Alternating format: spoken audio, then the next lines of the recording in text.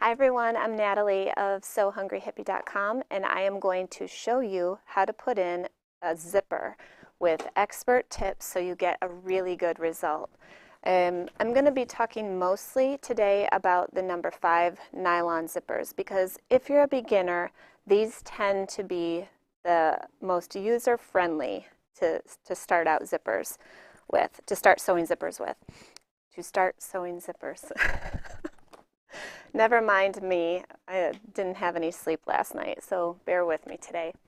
I will go over some of the tools that I think are super necessary for a really good finish.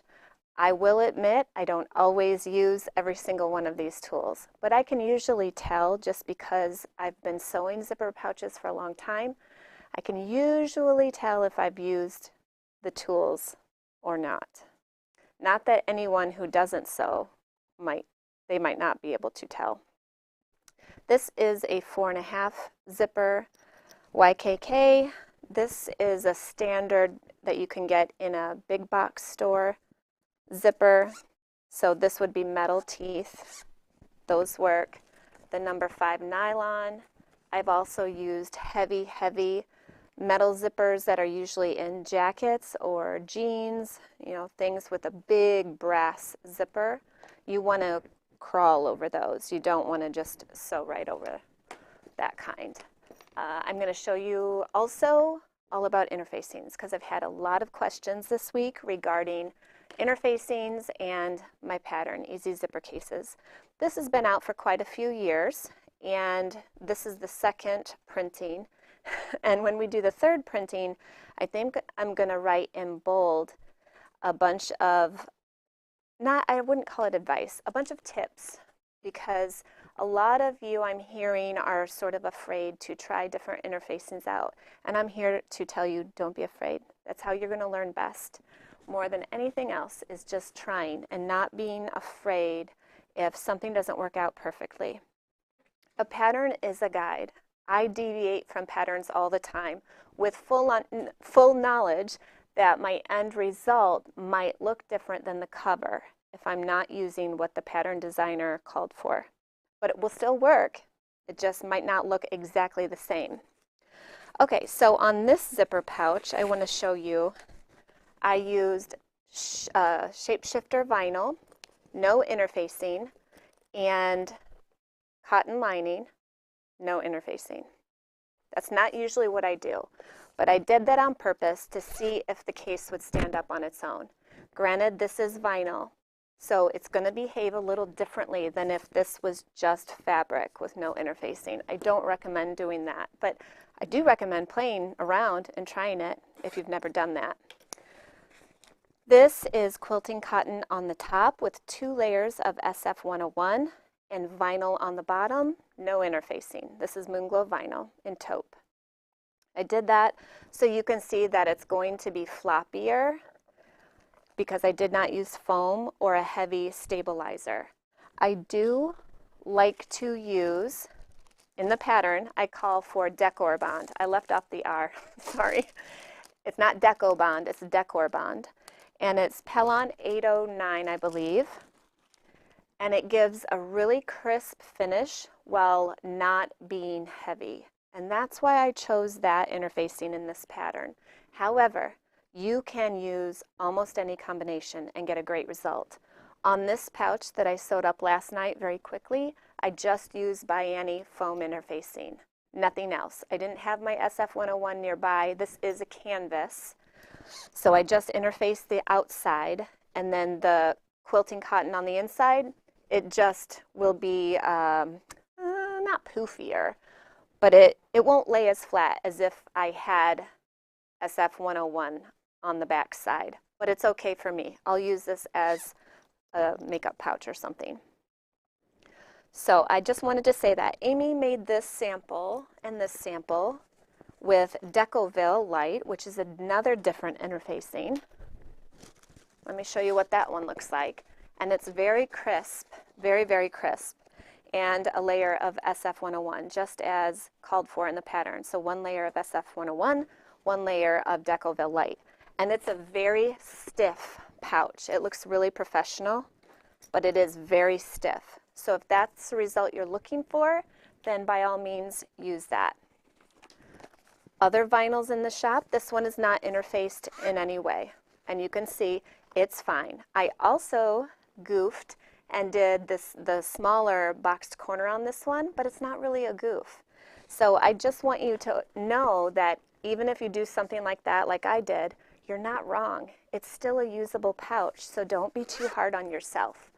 Just about everyone is too hard on themselves. This is soft vinyl, and I only used SF101 just to see how it would turn out. And it will scrunch down and fold up, so if you're traveling, you can get it really flat. Okay?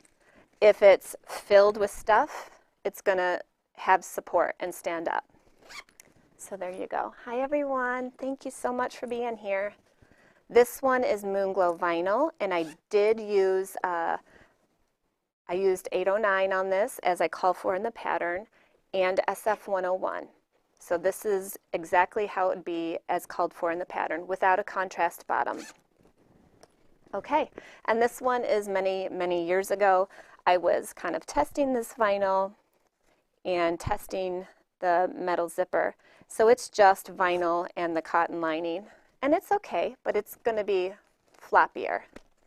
It's going to mush down, okay?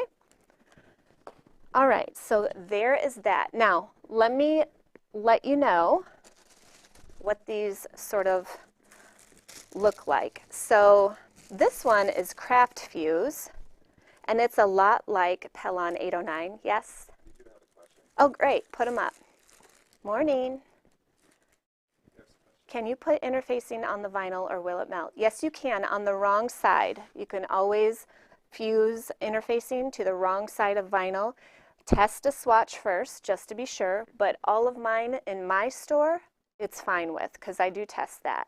You can use a Teflon baking sheet or a pressing cloth, just to be on the safe side, but you'll see me ironing the wrong side today on my demo. This is pretty wrinkly last yard of Pellon 809. It almost feels like a stiff paper in a way. It's got a fusible, shiny side, and I'm going to be using it today in the demo, so you will be able to see how that looks. This is the Decoville Light, quite stiff. Okay? It can take a little while for that one to fuse. Fusible fleece, always a fan favorite because it's easy to work with, it's easy to sew, you don't have to really change anything. It's going to behave a lot like quilt batting. So if you've made a bag or a pouch with quilt batting before, you know how it's very squishy, not rigid. That's how fusible fleece is going to behave. Yes? Mm-hmm. Bring it. Do you keep thicker interfacings out of the seam allowance? No, I don't, Karen. I never do that. And I'll tell you why. Because I've had interfacings pull and separate from the bags that I've made before when I've done that. Now, you may like doing that, and you know, I just have a different opinion. So I won't say that my way is the only way or the highway, not at all. You have to find what works for you. And I do have machines that can handle thicker layers, so it's never been a problem for me. This one last night, it has foam in all of these seams, even at the very top with the zipper. You cannot tell. It is absolutely fine. Pressing goes a long way. This is SF101, which you're probably familiar with. I try to use at least a layer of this most of the time if I have nothing else on hand. It will prevent stretch, and it just makes quilting cotton behave better. And of course, foam. I love foam. I'm a huge fan of this. I love how bags feel with foam interfacing. They just feel kind of squish. I love making my Santorini totes and my essential tote with the foam. I just really like it. I'm a big fan. And I know we've covered lots of tips with foam before, but remember, if that seam is a little thick for you, take your mallet, your rubber mallet, your whacker, and hammer it down. Or you can put a zigzag stitch on your machine and just sew all the edges first to kind of mash it down a little bit more. Do we have the mallets on stock right now? They're coming. They're probably going to be here today. Okay. Yeah, some people are waiting on those whackers, and they should arrive today, and I will get them right out to you. So for today's demo, I'm using Sarah Watt's Firefly, the beautiful moths, with soft gold vinyl. It's a really perfect match. I'm not sure that's going to show on camera, but I love these together. Yes. Yeah, I have a question on the screen. I always use By Annie's foam. I just have better luck with it. A lot of people will use Bossel or Headliner or, let me think, Pellon has a foam. With luck, I just have better results with the By Annie. It's got fabric on both sides, so there isn't so much of an issue of wrinkling and puckering for me. But do explore, because you might have a different opinion on that one. We have packs of By Annie in the shop, and this kit will go live right after this live. I have to take a photo of the finished pouch, but I have a few of these kits that I cut up, ready to go, and if you want to add a pack of foam, you can do. So the By Annie's that I have, I think somebody commented about the fusible. I never use fusible foam. I've had too many issues with puckering. That's really difficult to get out later. So for instance, this would have just subtle wrinkling and puckering, and it would be very difficult to iron out. So I sew it in. And I can show you how I cut mine, because you might have missed a previous live, right? So I just want to cover that really quick, because if you've never worked with it, you won't know. When you're basting the foam to your bag piece or your zipper case pattern piece, it can shift, and it usually does. So I always cut it a little bit bigger, baste it, and then trim down. Okay, so let's go to the overhead camera really quick, and I will show them how I do this. So this is my piece of foam. This is my outside of the easy zipper case, and I'm just going to come around like this, a little bit bigger. It doesn't take a whole lot, and I don't have to spray or anything. I'm just going to baste all the way around the edge. No, that's okay. I'm not actually going to do that because I want to show them the result as I wrote the pattern. So I'll be using, for this demo, the Pellon 809. I do want to share, if you're on the newer side with sewing and cutting, I find it really helpful to make myself templates. So I just cut a piece of poster board, the size that it calls for in the pattern. So this is a size large. I cut this out, and then that's what I use to cut out a pouch like this, like a full piece. If I was doing the contrast like I am here, I just cut according to the cutting chart in here, the piece for the top and the piece for the bottom, because that is much easier than to line up prints and to get really accurate pieces cut out. As you can see, I use scrap paper. I have my size small and I have my size medium. And I just keep those right with my pattern in my manila folder, and it's always ready for me. Okay, so I'm going to move that out of the way. On this demo, I wanted to show you, this one I have already set up. This has the SF101 already fused, and here is the decor bond that I need to refuse now because I just pulled it back a bit.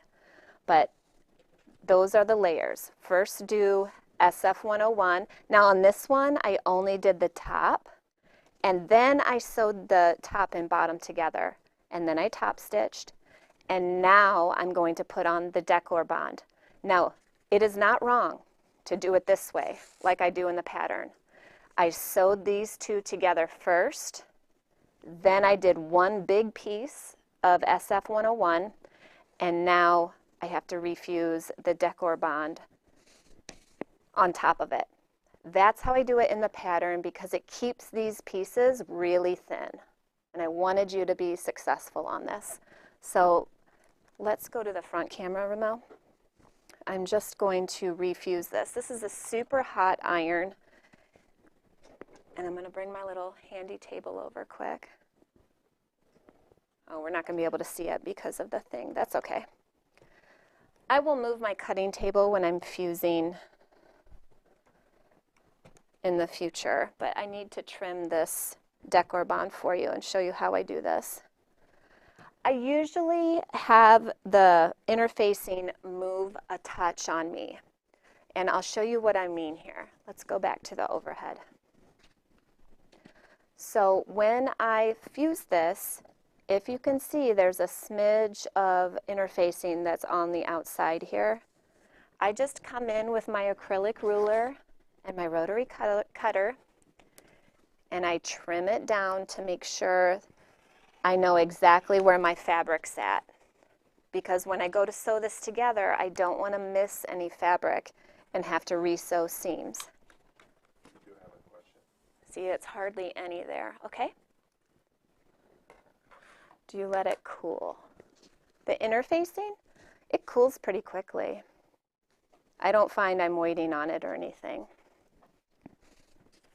Okay, so here is this piece. I have the most wrinkly piece on earth of decor bond, but it'll still work. Even though it looks terrible like that, we will press it and it'll be fine.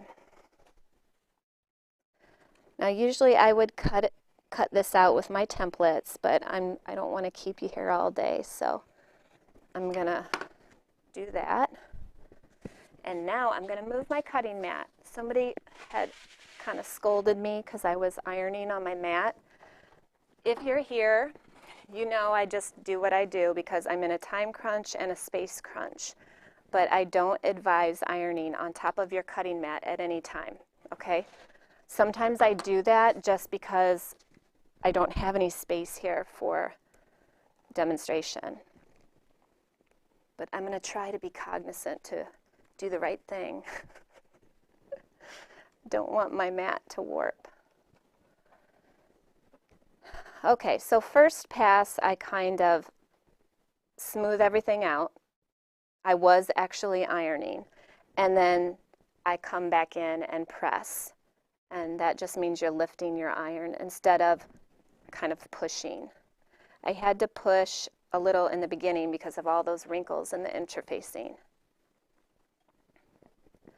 We're almost there. See, I can put my hand, this is on high heat, by the way. There's no problems. I'm on the wrong side. And there we are. And it's fused. Now, if you want to come back in like this, please cover the vinyl portion with a pressing cloth or a Teflon baking sheet. Okay? I don't recommend ironing on the front side of any kind of vinyl. Even though this vinyl, if I go like that, it can take it. Don't do it because I don't want to mess up your iron. Okay. All right, so I need to trim that down. I'm going to put this back over here. Okay. And then we're going to get right into the zipper. But if I don't do this now, you know I'm going to forget. And then I'll be sewing interfacing and not fabric, so I don't want to do that.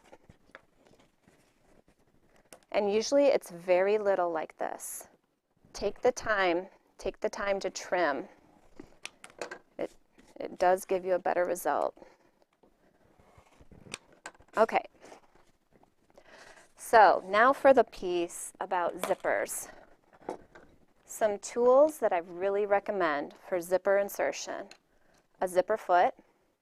Can you zoom in a little? Perfect. Double-sided sticky tape. Now I have the best luck with the Tandy leather double-sided sticky tape, but I have used other brands as well, like Clover, and I'm thinking Dritz. So explore and see what you like best there. Zipper foot, double-sided sticky tape. I love my scalpel seam rippers because if I sew that zipper in wrong, I can come in with this tiny scalpel and just unpick a stitch or two. And often that's all it needs to just release and have a redo.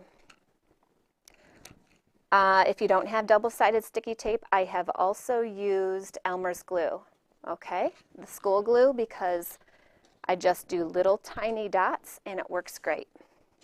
It doesn't gum up my needle, and neither does the tape. However, when you're applying tape, let me find the sticky side. This is kind of old. I apply it out here at the edge when let's pretend I'm putting in a pocket, okay? Or, well, I could do this. I don't usually do it for this, but let's do it.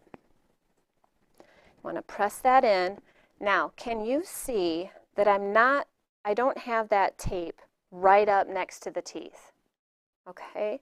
It's out here at this outer edge. I can zoom in a little bit more. Okay. Yeah, that's good. Oh, that's really good. So it's out here at this outer edge because I don't want that showing after we attach this zipper. Now you can unpick it with your nail. I've had to do that before. And it's no big deal. You can wash it away with water. But that's annoying. Let's do it right so we don't have to redo anything. And I kind of press it down. Now this one is not going to behave because that's been sitting out in the cold. But normally, see, now I got to put on my glasses. Normally that's going to stick. Now sometimes I'll hit it with the iron. It's even faster to adhere if you use an iron. Let me show you. Here, let me bring this over quick. Don't get mad at me. I'm just going to do it. Here we go. Okay? Look how flat and nice that is. Let that sit for a minute. Don't immediately go to pull it off. I'm going to do the other side. Tell me if my head's in the way, okay? Good. I'm going to trim it. Just do the whole thing. Use these tools. I'm not going to take that side off yet because I'm not ready for it.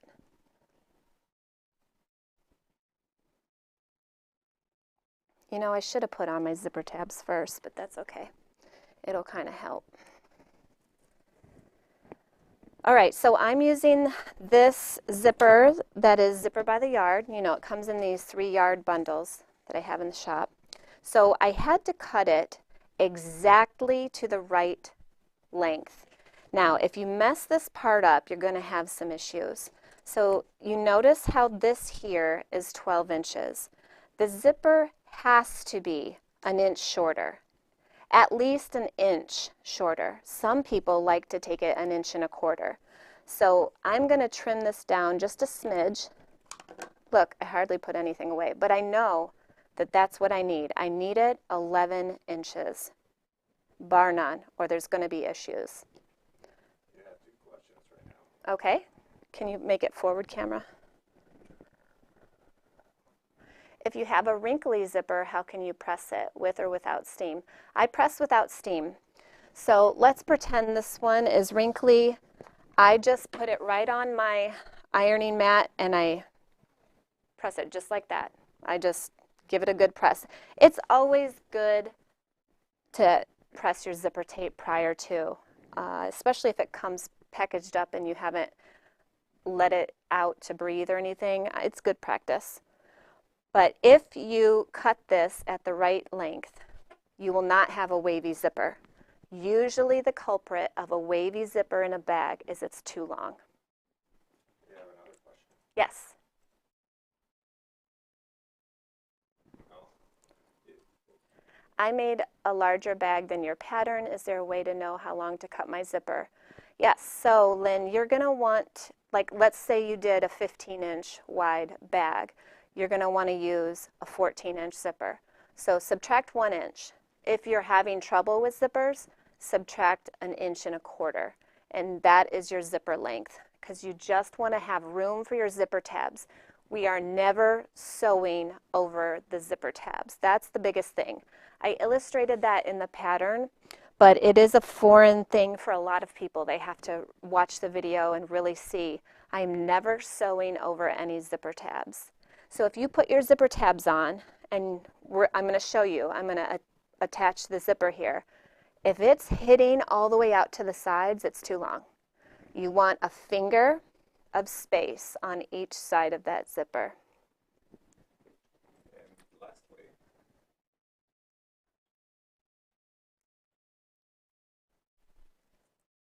are you pressing over the whole zipper tape? I am, Clovis, because this is nylon, this tape, and it won't damage or anything. If you're using a full metal zipper or a plastic zipper or a resin zipper, you're probably not going to want to hit the teeth with your iron. But I do know that with my nylon, which look metal but they're not, I can mow right over it with the iron. That's why I love these. They're user friendly. Okay, so here we are with our zipper. Notice how this end wants to splay. What I often will do, just to be nicer to myself, is I'm going to stitch right across there to hold the tape together. So I'm going to do that really quick here.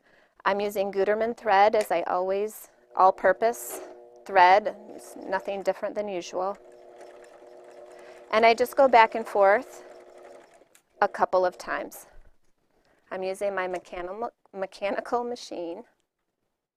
See how it just holds it in place? Okay. So now I can put on my zipper tab. And I show you how to fold your zipper tabs in the pattern. It's super easy. We're just going to slide that zipper in and fold it over. Let's go to the overhead. I'm going to take off my shoes because I can sew better without my shoes on. So here's my zipper tab. I'm going to place it in there and fold it over. Now if you want to use the clip to hold it in place, we're just going to sew right down that edge.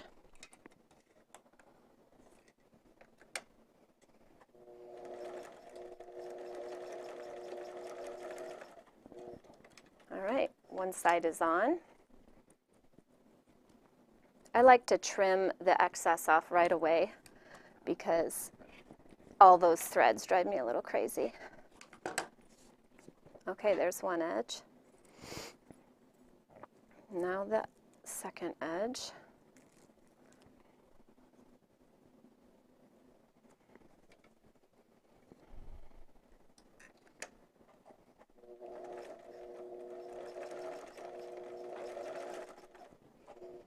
We've got some experts in here, so please feel free to comment your favorite tips. If you don't see me doing it, I love learning. And everyone else benefits too. Okay, so now we're ready to peel the tape.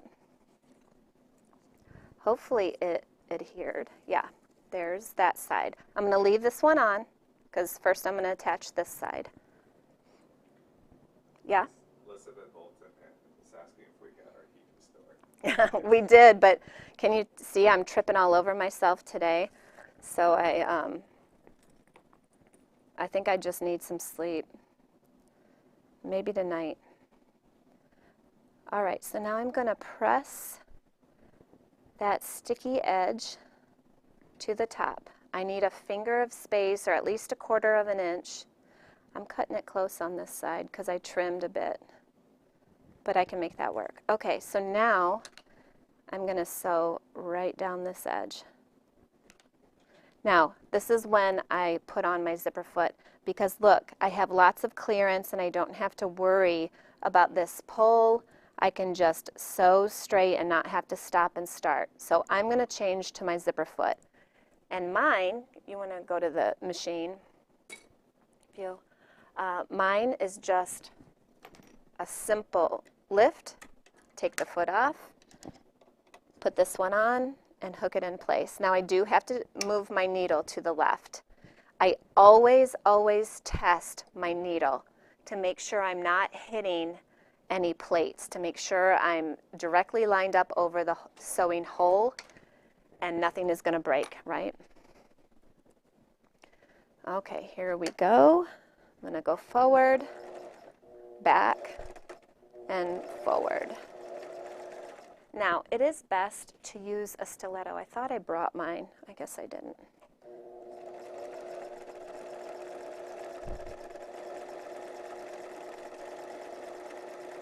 I'm not pushing it. It's just sewing itself.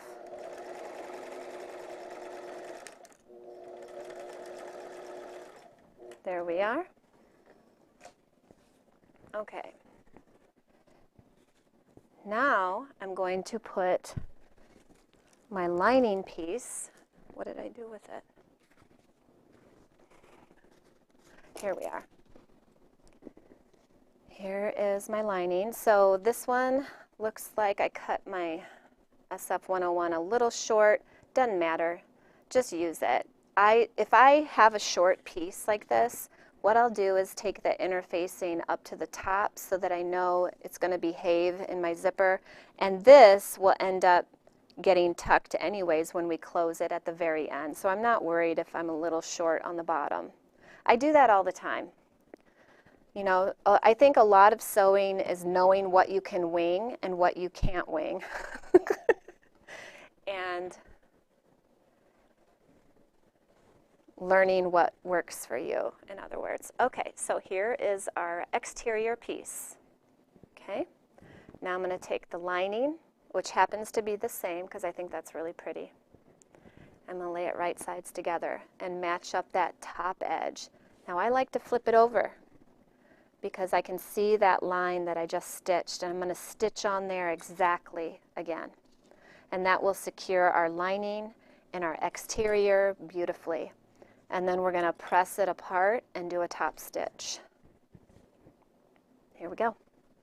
Just going to sew right on that line again.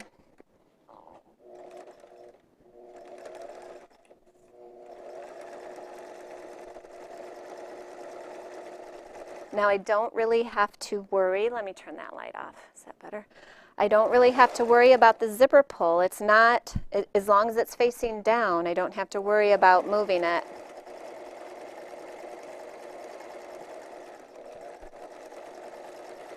If you're afraid of your zipper foot, I totally understand. It took me, I think, 2 or 3 years to even try mine, so I understand it. But just make yourself get out your manual and give it a try because it makes a big difference. All right, let's go to overhead. So this is the lining. I'm going to press it up and then back. Gorgeous. And now I'm going to press it with the iron. Can you go to front view? I won't bring this over to the overhead right now because I want to get this other side on. So at this point, just make sure that your lining is really smooth, no wrinkles, and it's not scrunched up into the back of your zipper teeth. Make sure your front is really beautiful. And you can do a top stitch now, or you can wait. In the pattern, I wait to add the other side, and then we top stitch both sides at once. It's all about efficiency. Try to be efficient. But sometimes, you know, I'm just daydreaming and doing my own thing, and that's that. Okay, so peel off the tape of that side, and then we're going to line that up with the top.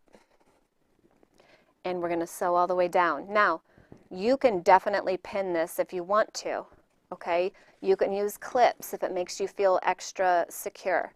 There is never anything wrong with being overly secure with pinning or clipping if you need it.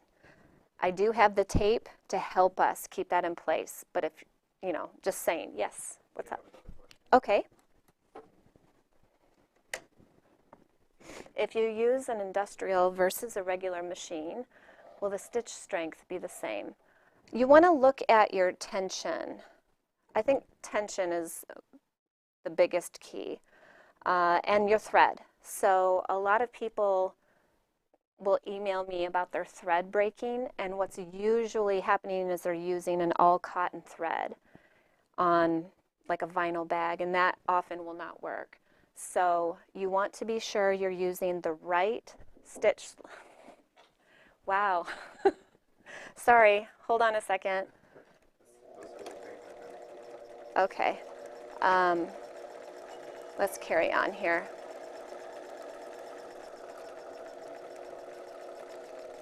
Okay. Let me, huh? Oh, nice. I guess we need those. I'll allow it.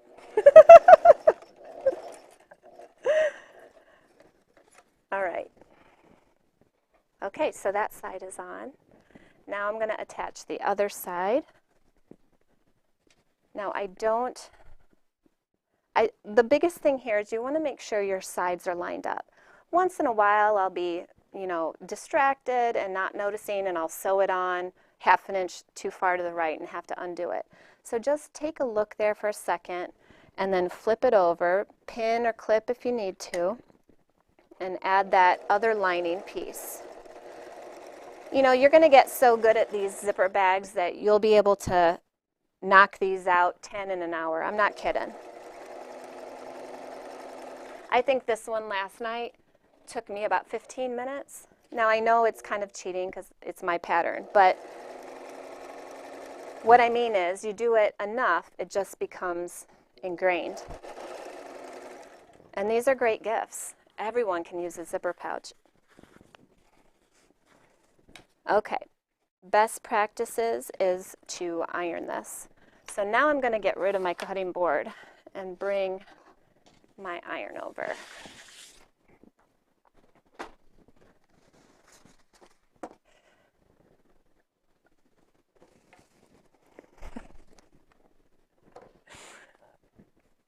All right, here we go.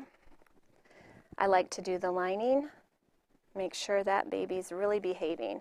If you're having trouble with this part, you can always come in here and do a couple of dots of glue or a little bit of this tape if you need it to hold that down for you. Or, blast it with a little bit of adhesive and get that real nice and flat.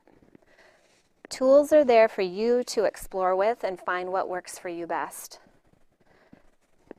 You don't need anyone's permission, right? Okay, good. There it is. Isn't she looking pretty? So now I'm going to do a top stitch. I like to lengthen my stitch on this, so I'm going to turn my machine up to, let's go to 4 millimeter. And I will just do this with my zipper foot, even though I don't have to. I could at this point, because this is a number 5 zipper, I could put on my regular foot, but I'm just going to do it with my zipper. This whole time, my tension is just on regular. I keep it there all the time. It's very rare that I change my tension.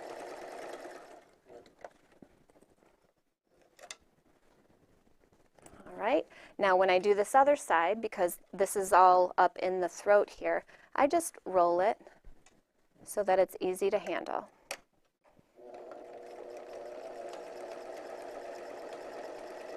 And it's going through all those layers of interfacing, the SF101, the Pellon 809. There's no trouble at all. This is a universal size 80 needle, by the way.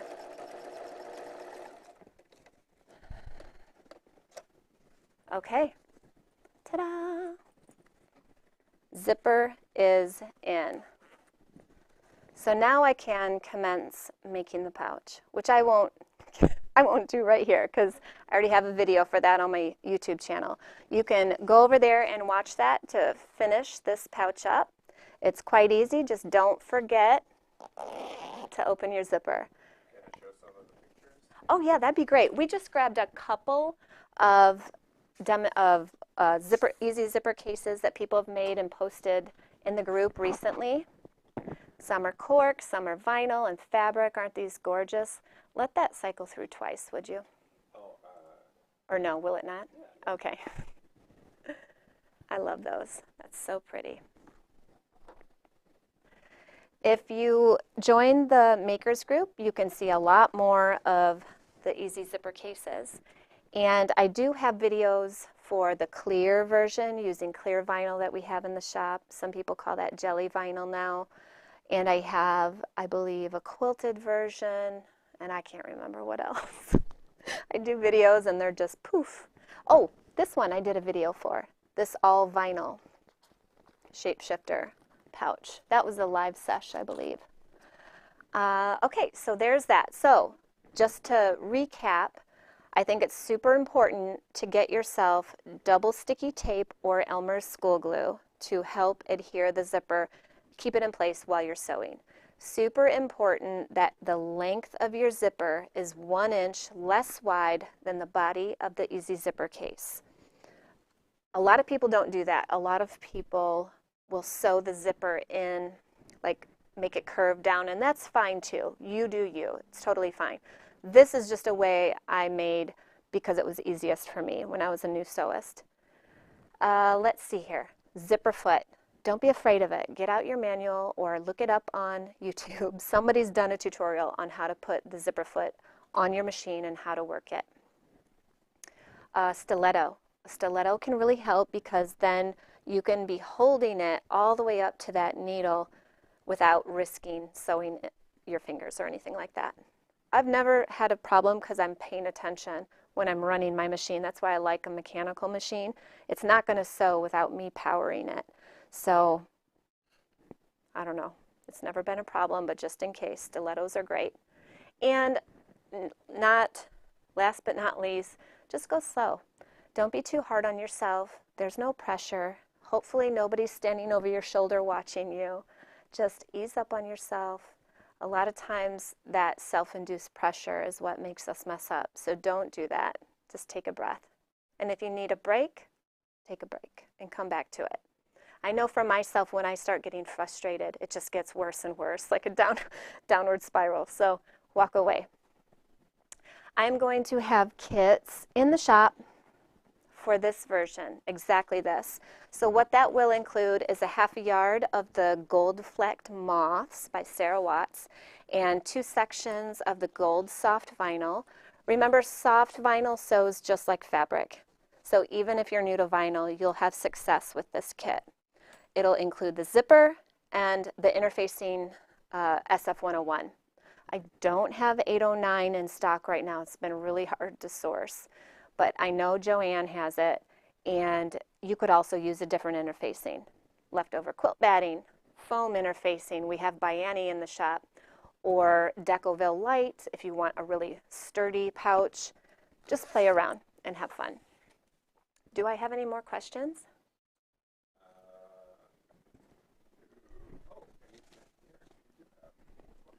Okay. Any sample pouches from the thermal activating vinyl? No, I'm sorry, I don't have that here, Donna. When I get that restocked, I should make one. Somebody posted in the group, did you see that, where her husband put his face on the vinyl? And that was cool. It was really cool. It was so cool. That will probably be in a couple of weeks, by the way. Oh, and so you guys, I didn't say this yet, but if you see Michelle Graham answering your questions in the group or in email or on Instagram, she's with us now helping me out because it's just been a little overwhelming recently. I know I told you guys last time I had some health stuff going on, so nothing too serious. It's taking a toll, so I need some help. All right? Yes. What's the difference between woven versus non-woven interfacing? It depends on what they have put on as like the fiber, so not the glue part, but the fiber part. So you can usually tell, well, it'll always tell you if you have a label, but you can usually tell by the way it feels. So for instance, this Craft Fuse, crisp hand and body, non-woven iron-on. So it looks almost like meshy in a way. How would I describe this? Whereas this one is going to feel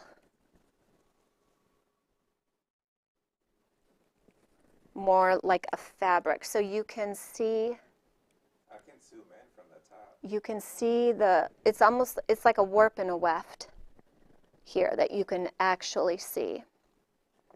So I will say this. I've sewn lots and lots of bags in my life, and I usually don't pay attention to woven or non-woven. What I pay attention to is the thickness and what I can see in my mind as the result. So if a bag is like a hobo bag and you want it really slouchy, I would never use a foam because it's going to stand up. I wouldn't use craft fuse because it's going to be too stiff. It won't slouch properly. I would use SF101 and probably that's it. Maybe I'd use a layer on both the lining and the exterior. So you just have to, it could be helpful to cut a swatch and keep the label with it and put it in a folder for yourself so you can learn to play with the end result, how that looks for you, and don't be afraid to just mess with it. A lot of times bags will call for a really stiff like Peltex, and I refuse to use it. I will not use Peltex. So I'll simulate it with a combination of other interfacings. Yeah, did I have another question? No. Okay. So the other day on our matchups, our 10-minute matchups on Wednesday, I did not match up Folklorico. So I'm going to do that right now. We can switch to the overhead. So I really love this print by Alexander Henry. I do have the royal blue on order. I have no idea when that's going to get here. This is one of my favorite prints from them. It's been around for years. I had to get it for the shop. So it does go really nicely with Moonglow Pink. It also, surprisingly, goes nicely. This is the Malibu Sands. And I want you to see this. There is this exact shade all throughout the print. It's in a lot of places. So it does work. It's just a different look than the pink. Okay? I'd probably go with pink or black, honestly. This is the black Moonglow vinyl. I'm kind of out of the frame here. And then I thought that it would look nice with the marble, especially if this is like a bottom accent piece, because you still have those brown caramely tones and the black. Yeah? What about the watermelon? It's a little, I think I tried that one and it was a little bright, but let's see. We can do it on screen here. See, this is just a little muted, but I don't know. I think you could probably get away with it if it was a small piece, like a small contrast bottom. It's just not my go-to. I think I would just stick with probably these if it were me. Okay? So I hope that answered that question.